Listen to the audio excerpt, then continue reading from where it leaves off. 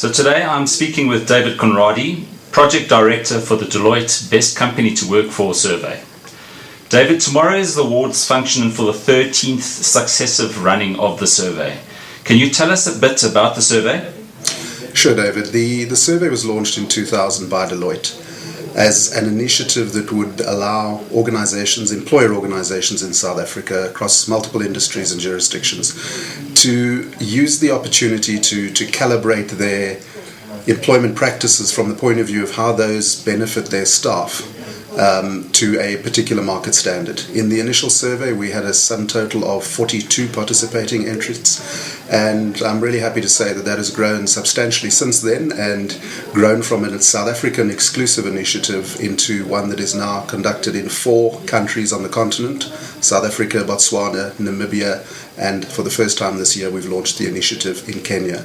The survey itself has evolved in terms of its nature, and we've really now, I believe, got a very robust measure of employment experience that organizations can benefit from in terms of their evolution of their human capital and talent strategies, and at the same time to bear in mind how they fare against the market, but more importantly to track how they are performing year on year.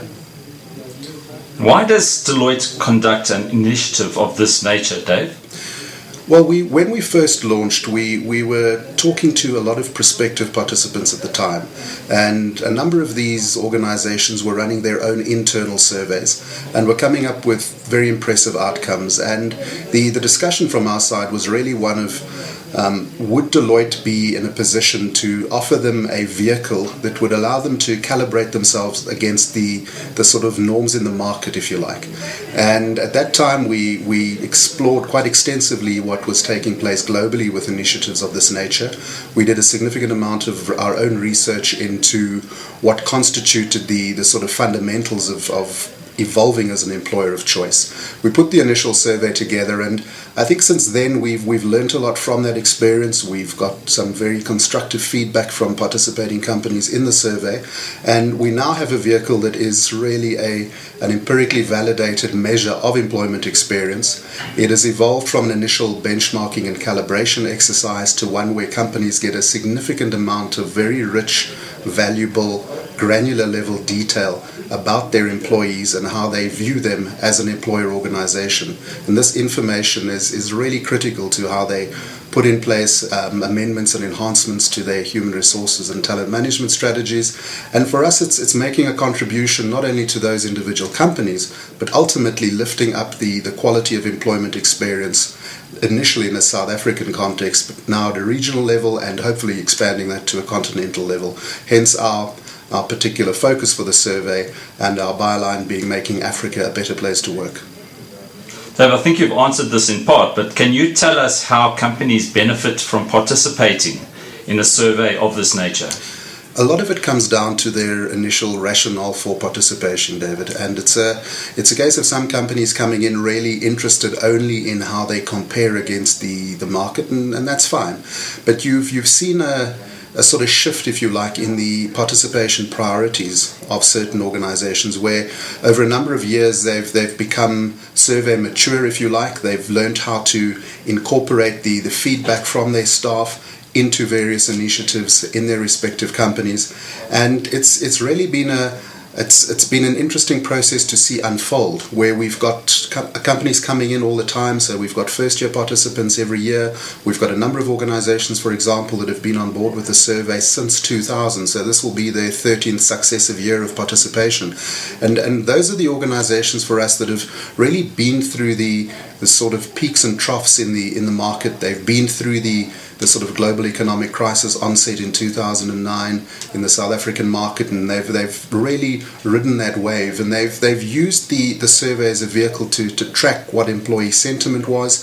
It is an objective measure of their employees' reactions to the employment experience that they have, and they found it to be a useful inclusion into their broader human capital initiative. So it's a case of really understanding from an organizational perspective why you would want to participate in this, and then making very sure that you execute effectively around that. Very importantly as well, making sure that you are communicating to your employees why you are embarking on an initiative such as this, and at the same time giving them the feedback that they deserve from the survey and involving them in the formulation of approaches going forward. That's really been part of the success formula that we've seen many organizations make use of in their survey experience with us.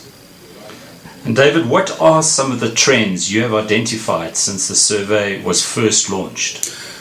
Well, it's been interesting to have run the survey for the length of time we have, because we've really been through very different economic scenarios, and for us the extent to which those are played out in the employee responses, and at the same time bearing in mind that we do have companies covering a range of industries in the survey, we're able to track what kind of industry dynamics are perhaps impacting on the employment experience of staff in those companies. And the first for me would really be one of looking at how employment priorities have shifted and how those are impacted by what is going on in the broader environment. For example, when we were tracking importance from a scale perspective, we were noticing that in the 2009-2010 period, remuneration, which has traditionally been a number one priority for staff, actually dropped way down in the table, and matters such as job security and wanting to believe that employees were adding value to their organization rocketed up to the top of the table. So again, a lot of those anticipated, others perhaps less well anticipated. For example, we've seen an unfortunate tapering off, if you like, in the experience rating of topics such as training and development and career development from an employee experience point of view. And the concern we have with that is that these are usually key indicators of propensity to leave on the part of employees. And we took a decision a couple of years back to include coverage of that exact topic. And it's been really interesting to see how those organizations that are really offering a meaningful employment experience to all segments of their workforce are in fact recording very low responses when their employees are asked about their intent to leave the organization, which is a very positive indicator.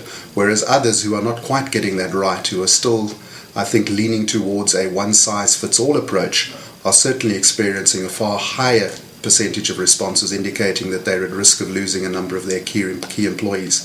Another interesting trend we've picked up is that whilst there are similarities across the South African, Namibian and Botswana employment markets when it comes to employee response in certain elements of the survey, in other areas there are very unique trends that are starting to emerge, and this for us is very important to organizations who have operations in those different geographies, and for them not to make the mistake of assuming that all employees are looking for the same kind of employment experience, and to take that insight into consideration when they're putting in place programs to enhance and improve productivity and performance in their workforce.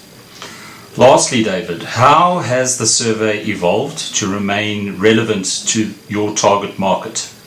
Well, we've been on a journey, to be perfectly honest. We initiated the survey in 2000, as I've mentioned, from the point of view of constituting a vehicle for benchmarking purposes. Subsequent to that, we've included a number of enhancements, and we make it an objective of ours to ensure that each and every year we are getting feedback from participants, we're enhancing the survey in ways that make sense to the market, and it's really an evolution where the survey has now moved to a situation where a lot of companies are no longer participating for the primary benefit, if you like, of their ability to enhance their market eminence based on their performance. It's very much more a case of them recognizing the value of the survey in terms of providing them with key insights into their workforce dynamics and the impact of the survey results on overall performance, overall productivity of their workforces.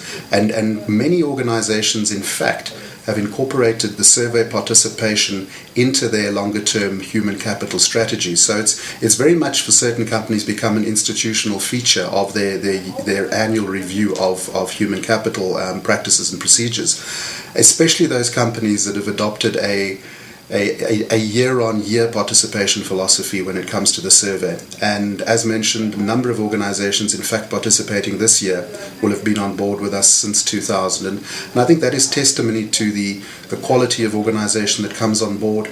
We've also recently introduced into the survey the concept of an employer of choice standard of excellence. And I'm very happy to report that for the last 2 years, more than half of the survey participants from the South African survey perspective who have actually achieved that standard. And again, testimony to the quality of organisation coming on board. Obviously, it's a very critical decision for an organisation to make. For a period in time, you're putting the employer brand of your organisation in the hands of your employees, and it takes a very courageous and confident organisation to do that. And every year we commend and congratulate the employers that have come on board for taking that decision. And the vast majority of those, I can gladly report, come back to us and thank us for the experience we've afforded them, sharing with us a number of successes they've achieved as a result of their participation. David, thank you very much for your time. Pleasure, David.